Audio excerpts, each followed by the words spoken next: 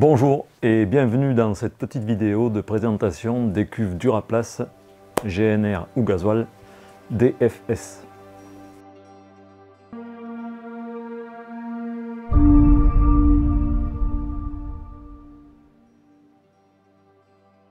Alors, c'est une cuve, donc l'élément principal, effectivement, c'est la cuve. Une cuve double paroi en polyéthylène haute densité. Et la cuve intérieure, elle est revêtue d'une peinture spéciale au fluor qui va avoir deux avantages principaux. Premièrement, c'est quelque chose qui va protéger la cuve intérieure elle-même du contact direct du gasoil ou du GNR, parce que celui-ci, il contient des émags, des esters méthyliques d'acide gras qui sont assez agressifs. Donc ça va la protéger, première chose. Et deuxième élément, c'est un bon point pour avoir une cuve qui est stockée en intérieur, c'est que ça va aussi diminuer grandement les odeurs qu'on va avoir de gasoil. Voilà. Donc cette cuve-là, vous pouvez la trouver en trois capacités différentes, 1000, 1500 ou 2000 litres. Elles sont toutes constituées de la même manière, double enveloppe et on vient de le dire évidemment. Et sur le dessus, vous avez 4 trous. Ces 4 trous, en fait, ça va être les trous sur lesquels on va positionner les accessoires dont on a besoin pour la cuve. Il y aura un trou qui va être réservé, comme vous le voyez ici, au tuyau plongeur. Lui, il va vous permettre d'aspirer le gasoil qui se trouve dans la cuve. Les 3 autres trous, en fait, vous allez pouvoir y disposer à votre gré les éléments les accessoires. Premièrement, vous avez la jauge. Alors, celle-ci, c'est une jauge mécanique, toute simple, à flotteur.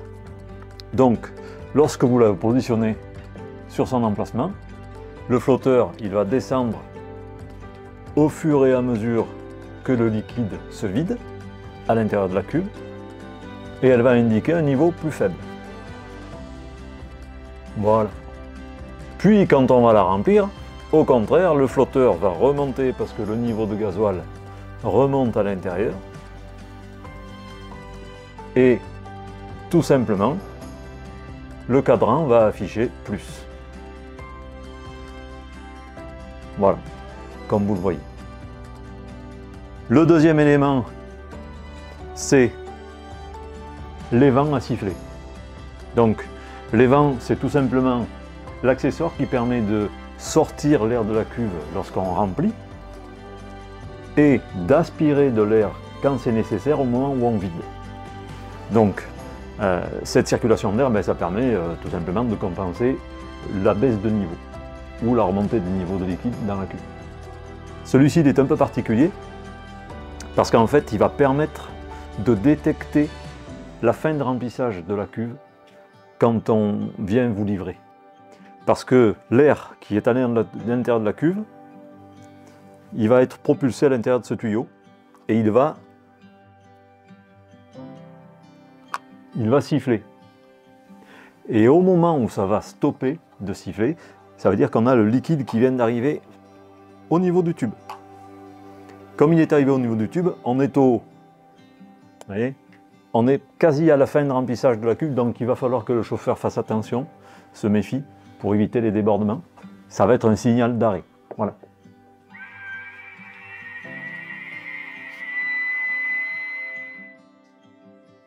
Ces accessoires, vous pouvez les positionner comme vous voulez, sur les trous que vous voulez.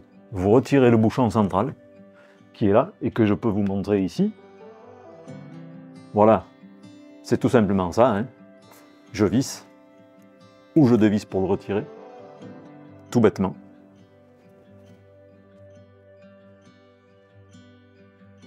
Donc ça, on a fait le tour de la cuve, et vous avez à l'avant cet accessoire qui est assez important aussi, puisque c'est quelque chose qui est obligatoire légalement.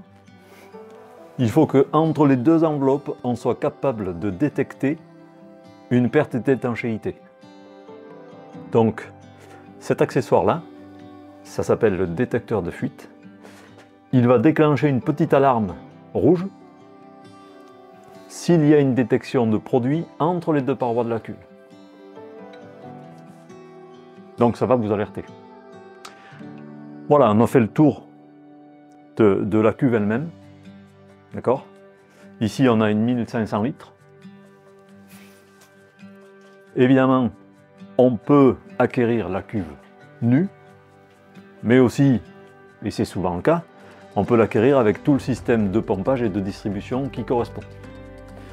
Donc, premier élément essentiel, évidemment, c'est le tuyau d'aspiration.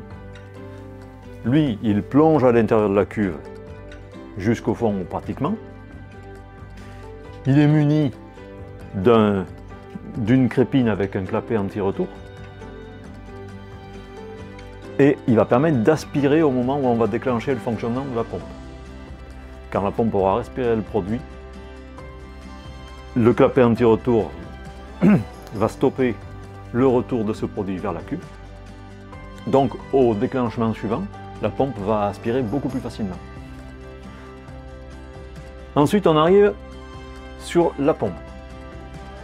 Donc notre première filtration, elle a eu lieu, comme on l'a vu tout à l'heure, avec la crépine et le clapet. D'accord? Ici, on arrive sur une deuxième filtration qu'on voit là. En fait, c'est un filtre inox qui tient par les deux petits boulons que vous avez là.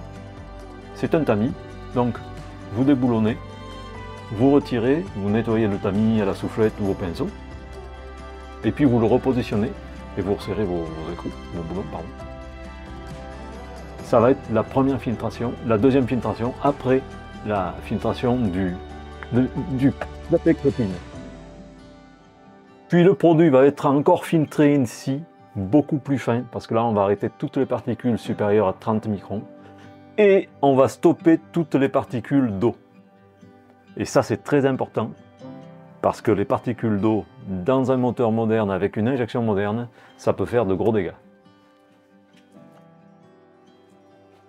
Ça c'est très important et c'est un filtre que vous changerez, alors suivant l'utilisation que vous avez de la cuve, on va dire tous les ans, tous les 2 ans, pour être sûr de ne pas avoir d'impuretés à l'intérieur de vos réservoirs. Donc, reprenons le cheminement du produit. Votre gasoil ou votre GNR, il est dans la cuve, on vous a livré. Vous allez déclencher la pompe, vous avez un petit bouton ici sur le côté, on-off. Voilà, elle va se mettre à fonctionner, elle va aspirer le produit. Il va passer là, c'est une pompe Piuzzi, donc constructeur européen très renommé. Voilà. Elle va aspirer le produit d'un côté, évidemment elle va le rejeter de l'autre côté. Ici on va aller vers le volucompteur. Ce volucompteur, il a un totalisateur et un journalier que vous pouvez remettre à zéro avec la molette là. Quand on est passé à travers le volucompteur, on va sur le filtre à eau, puis on part vers le pistolet. Donc vous pouvez remarquer que ici, au départ du flexible, on a mis un ressort, qui d'ailleurs là joue son rôle, on voit qu'il est légèrement courbé. Parce que si vous tirez trop sur le flexible, qu'est-ce qui va se passer? Il va faire cette courbure là, mais si on lui tire trop dessus, là il va y avoir ça va se couder, et au niveau du sertissage, ça va poser des problèmes d'étanchéité.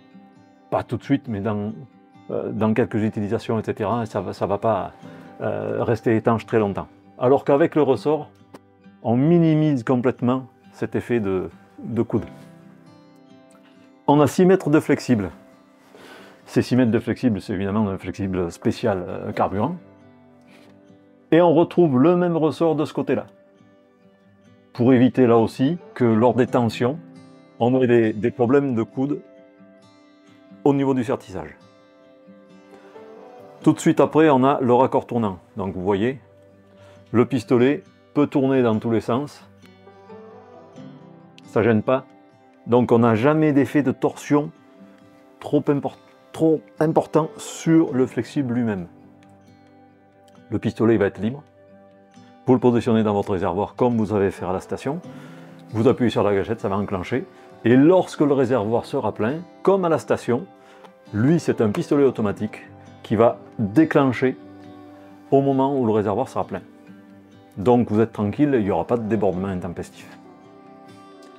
Pendant que vous êtes en train de faire le plein de votre véhicule, de votre tracteur, de votre moissonneuse, de tous les engins que vous devez ravitailler, eh bien en fait, vous pouvez très bien aller dépoussiérer les radiateurs, par exemple, contrôler les niveaux d'huile, faire des petites opérations comme ça.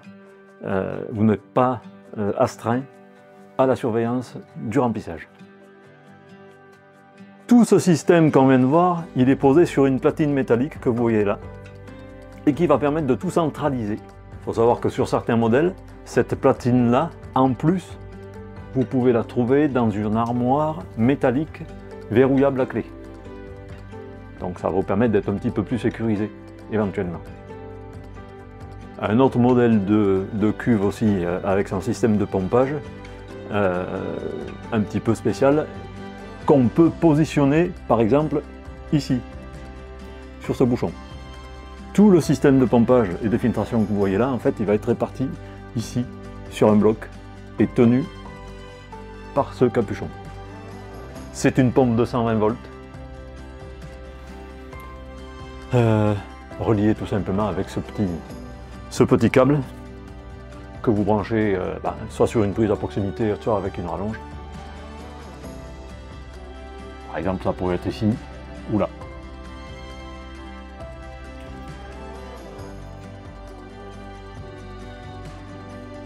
J'espère que mes explications ont été assez claires. En tout cas, nous restons à votre entière disposition au téléphone, par internet. Il y a une ligne d'information sur notre site, donc n'hésitez pas à nous contacter.